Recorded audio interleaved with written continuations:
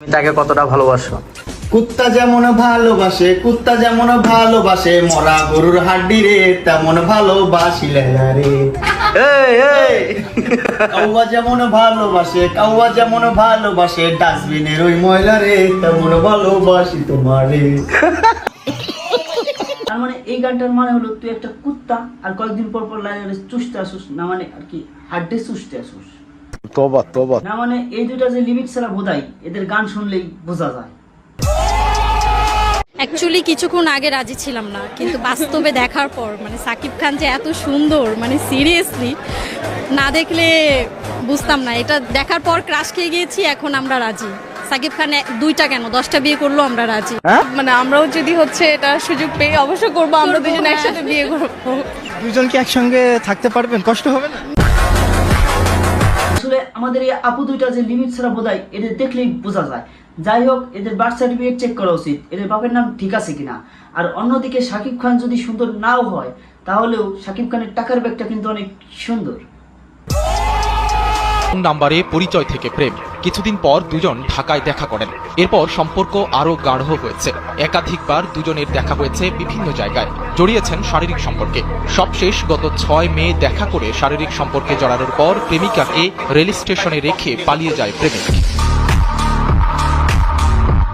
খেলা শেষ তো সম্পর্ক শেষ, তার মানে হলো খাওয়া দাওয়া শেষ, তোমার আমার সোনার বাংলাদেশ। পুরুষের সংখ্যা কমে যাওয়ায় বিপাকে পড়েছে ইউরোপের দেশ আর্মেনিয়া। নারীদের আটকে রাখতে পারছে না দেশটি। বিয়ের জন্য বিভিন্ন দেশে পাড়ি জমাচ্ছে এই দেশের কুমারী সুন্দরী নারীরা। এই দেশের নারীরা দেখতে যেমনটি সুন্দর, ঠিক তেমনি মন মাতানো তাদের চলাফেরা। পুরুষকে একটু কাছে পেতে ব্যাকুল হয়ে থাকে সব কুমারী নারীরা। এই দেশের ছেলেরা রাস্তায় চলাচল করতে অনেকটা ভয়ের মধ্যে থাকে। একটি পুরুষকে 5-6 জন নারী মিলে তুলে নিয়ে যায় তাদের রুমে বা কোনো বড় হোটেল কক্ষে। আর তাই এই দেশের বিভিন্ন দেশের উদ্দেশ্যে বিয়ের জন্য পাত্র চেয়ে বিজ্ঞাপন জারি করেছে দেশটি। গভর্নমেন্টের কাছে জোরদার রিকোয়েস্ট জানাচ্ছি, বাংলাদেশের ভিসাটা অতি দ্রুত চালু করা উচিত। তাহলে এই সমস্যার সমাধান মাত্র 2 দিনেই হয়ে যাবে।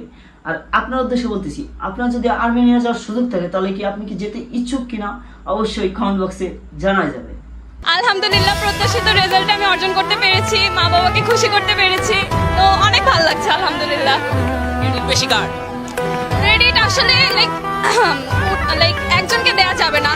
আল্লাহ তাআলাকে অনেক শুকরিয়া, আমার মা বাবা অনেক সাপোর্ট করেছে, ওদেরকে অনেক শুকরিয়া। Trust me, I am sure. আসলে আমি প্রথম দেখাতে এই মেয়েটাকে ভাবছিলাম আমাদের সিনিয়ররা পড়বে, কিন্তু পরে দেখি যে জুনিয়র, মাত্র এসএসসি পরীক্ষা দিছে। আসলে আমার মনে হয় কি, আমি একদম 100% শিওর এই মেয়েটা আরো কয়েকবার এসএসসি এক্সাম দেওয়ার আগে নানু বাড়ি গেছিল। হ্যাঁ যাও।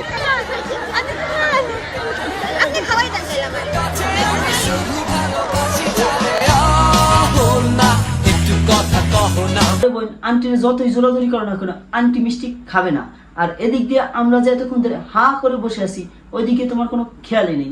আমাদের দিকে একটু ফোকাস করো।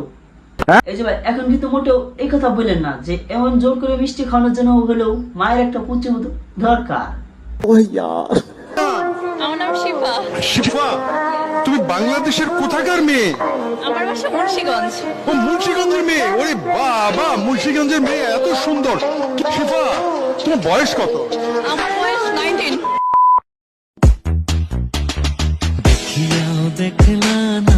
মুন্সিগঞ্জের লালু। যাই হোক ভাই, আপনাদের উদ্দেশ্যে বলতেছি যে এই মেয়ের অ্যাড্রেসটা যদি জানা থাকে তাহলে অবশ্যই কমেন্ট বক্সে জানাইতে পারেন, আমি বিয়ের প্রস্তাব পাঠাবো। যাই হোক, আর যদি আপনাদের মনে হয় আপনারা বিয়ের প্রস্তাব পাঠান, তাহলে অবশ্যই কমেন্ট বক্সে জানাবেন, আমি আপনাদেরকে ঠিকানা দিয়ে দেব।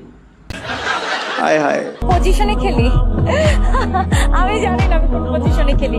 আমার যখন খেলার যে পজিশন চলে আসে, আমি অটো সেই পজিশনে নিজেকে ম্যাচ করে। অন্ত দেখে আমার অলরাউন্ডার, সব পজিশনে খেলতে পারে। আসলে এখানে কিন্তু ক্রিকেটের খেলার কথা বলা হয়েছে, আপনারা কিন্তু আবার অন্য কিছু ভাইবেন না। আজকের ভিডিওটা এখানে সমাপ্ত। আর যদি ভিডিওটা ভালো লাগে তাহলে অবশ্যই চ্যানেলটিকে সাবস্ক্রাইব করে দিয়ে যাবেন, ভিডিওটিতে একটা লাইক দিয়ে যাবেন, আর অবশ্যই আপনার মূল্যবান বক্তব্যটি কমেন্ট বক্সে জানাতে ভুলবেন না।